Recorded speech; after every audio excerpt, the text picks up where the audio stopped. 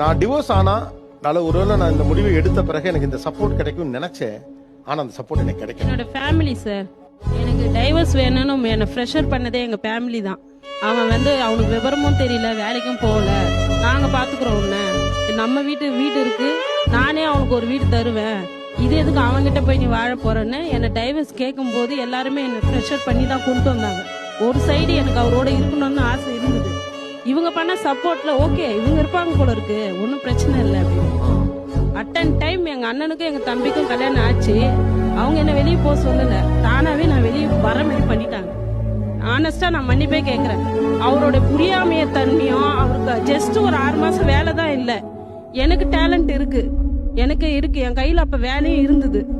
In case கொஞ்சம் adjust பண்ணி நான் கோஆபரேட் பண்ணி அவரோட நான் வாழ்ந்திருந்தா இப்ப என் வாழ்க்கை நான் நினைச்ச மாதிரி மாறலனாலும் ஓரளவுக்கு வாழ்ந்திருப்பேன். என் பையன் இந்த சொசைட்டில இவ்வளவு பிரச்சனையை ஃபேஸ் பண்றான் இல்லையா, ஒருவேளை அவனுக்கு அந்த சூழ்நிலை இருந்திருக்காது.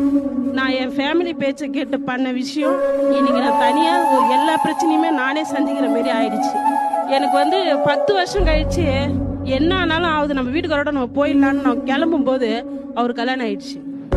எல்லாம் ஓடுவோம், சிரிப்போம், பேசுவோம், ஜாலியா இருப்போம். ஆனா நைட் ஆகும்போது தான் அந்த ஃபீலிங் இருக்கும்.